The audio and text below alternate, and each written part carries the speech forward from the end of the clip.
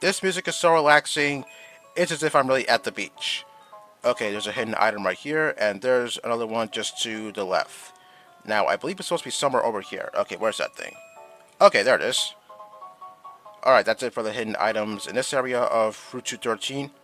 But there are also more hidden items just to the left of this route. Okay, this guy is not a trainer, but he's saying something about a fancy hotel, a fancy place, a fancy restaurant, and he keeps on repeating the word fancy over and over again. Gee, get the source, why don't you? I mean, there are other words that you can use besides fancy, you know? Alright, got a hard scale inside of this rock. Oh yeah, if I was playing a previous version of Renegade Platinum, then that hard skill would have been underneath this guy. And how would you get it? Well, you would have to surf underwater first, then get it. I will admit that does sound kind of weird, but that's really how you were supposed to get that hard skill in a previous version of Renegade Platinum. Which makes me think that was some sort of bug in the game. I mean, I don't recall any instances where people were standing on hidden items and you have to do something in order to get that particular hidden item. Oh yeah, I did take note of that guy's line of text, not the guy I'm talking to right now, but the guy I was just talking to just a few seconds ago.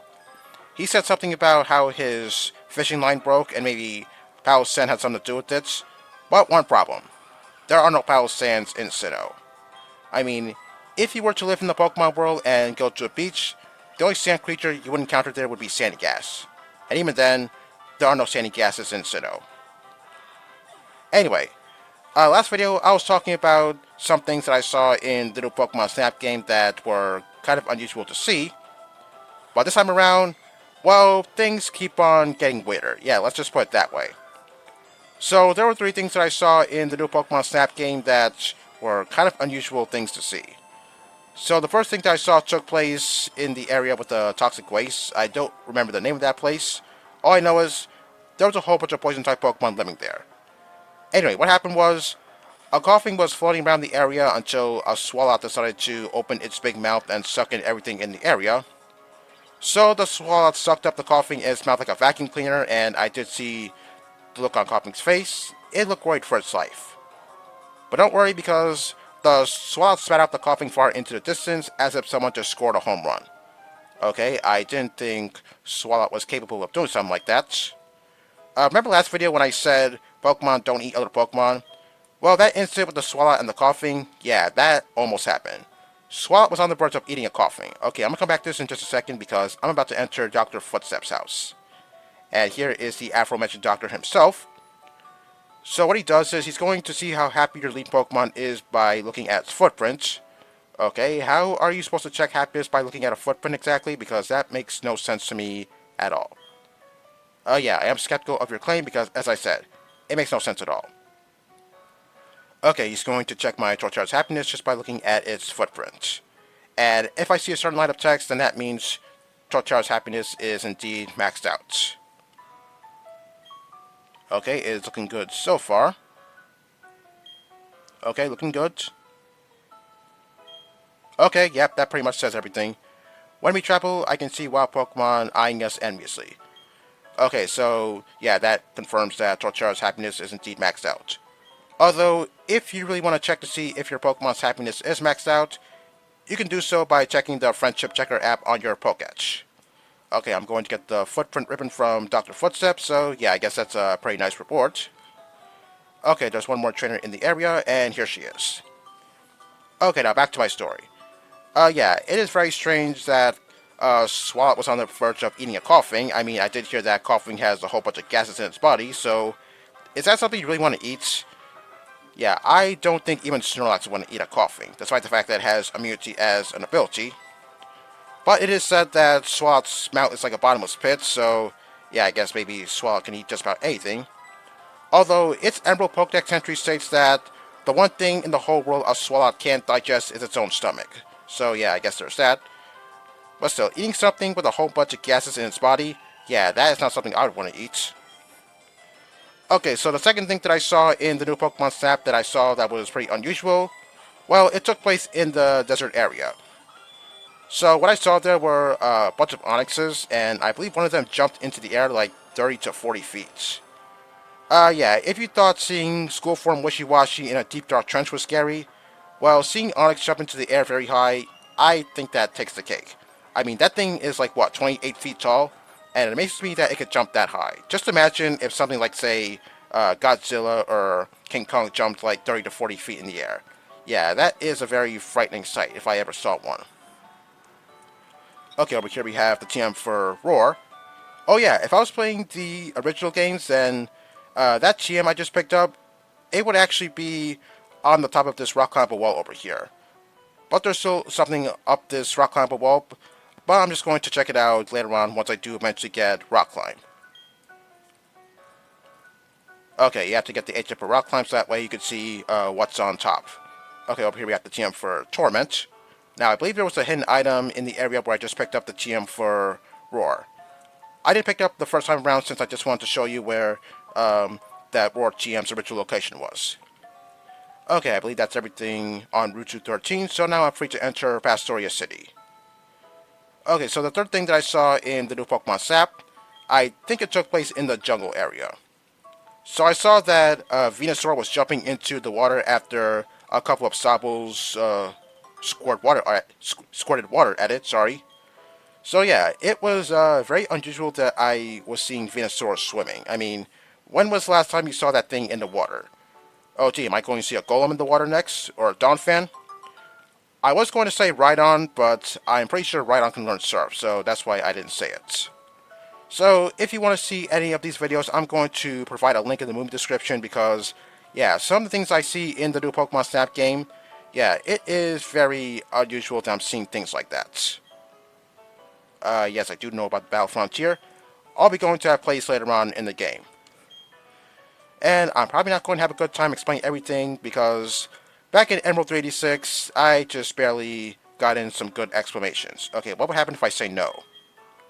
Okay, I guess she says the same thing regardless of my answer. Okay, whatever. Alright, at long last, here we are in Pastoria City. Now, I don't think this place is as big as Veilstone City, so I don't think exploring this place should take too much time. Okay, this lady is talking about Barry. Okay, what about him? He was very close with his Pokemon. Yeah, I'm sure he was. Okay, she's gonna give me something. What is it? Oh, a Chimchar mask. Okay, it's an accessory for Pokemon contests. Which I'm not going to do since I'm not really interested in Pokemon contests. Okay, she's saying that she cooked the berries into poffins. Yeah, I wish I could do that, but I can't really do that on an emulator. Okay, here is Galactic Grunt. Now, back in Veilstone City, we were told that something was being delivered to Pastoria City. It looks like this Grunt may have something to do with the package. Well, I can't do anything about him right now, so I'm going to have to deal with him later on. Okay, over here we have the Pastoria Great Marsh, which is essentially the Safari Zone of this game. I heard a lot of people have mixed feelings when it comes to the Great Marsh because of how annoying that place is. Mostly because sometimes you sink into the mud itself, or the marsh, or whatever you want to call it. I don't think I'm going to do the Great Marsh in this video. I'll probably wait until next video. Okay, if I capture 5 or more Pokemon, then this person's going to give me a fancy TM. Yes, this is my first Safari game, so what do you have to say? Okay, I start off with 30 Safari Balls, which I like to remind you have the same catch rate as Great Balls. Oh boy, I'm going to have a lot of fun trying to capture certain Pokemon, especially ones that have absurd catch rates. Okay, if I run out of Safari Balls, or if I used up my 500 steps, then my game is automatically over. Okay, let's see what's up here. Probably just some NPCs. Okay, just 4 NPCs I'm just going to talk to. Okay, I don't know if you can see right now. Well, hold on a second. Okay, there we go. Okay, those binoculars over there, you have to insert $100 so that way you can see what Pokemon are in which area. I'm not going to do this simply because it's kind of a waste of money. And besides, if you really want to see what Pokemon are in the Great Marsh, then you can go do so by looking up on either Serapi or Bulbapedia. I take it some Pokemon appear on certain days in the Great Marsh, although I'm not really sure if that's true. There are some rare Pokemon that you can find in the Great Marsh, and these 4 Pokemon I consider to be rare. And they consist of Yanma, let's see what else, Carnivine, Skorupi, and Krogunk. And speaking of Krogunk, here's a cardboard cutout of Krogunk. Okay, if you stick your head through this cardboard cutout, then you look like a Krogunk. But sometimes when you do, a real Krogunk will walk by here and enter the Great Marsh. but that doesn't happen a whole lot of times. I really wish that little cardboard cutout came back in Brilliant Diamond and Shining Pearl because, yeah, I really like that. You could look like a Croagunk. Although, it would help if there was a way you could take a picture of yourself dressed up as a Croagunk, but I don't think something like that existed until, not really sure. I want to say Generation 6 or Generation 7. I'm not really too sure.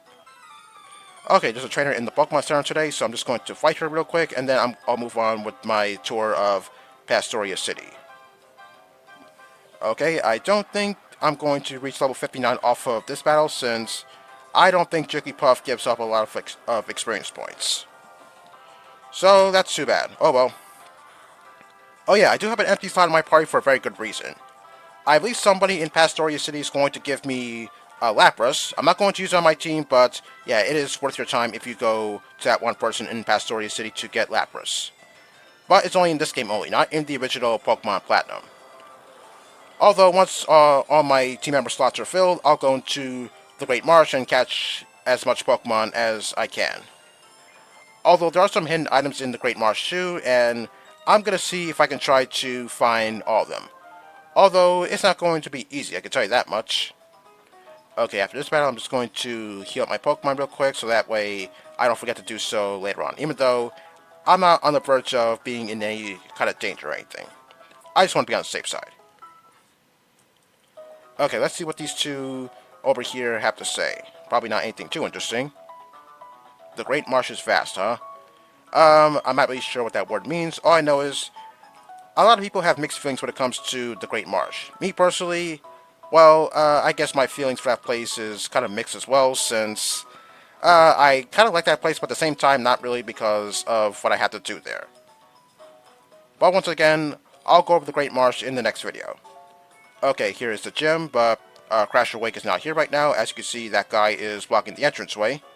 Oh yeah, back in Fieldstone City, I did mention this, but I did say that in this game only, you have to do certain things so that way the gym leader will go to their respective gym, but not in Fieldstone City since Maylene was already at her gym. So yeah, that's something I did mention. Sorry about that. I guess I kind of forgot.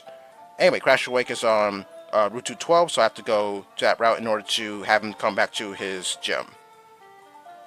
Yeah, he is pretty awesome with his water attacks. I've seen him in action before.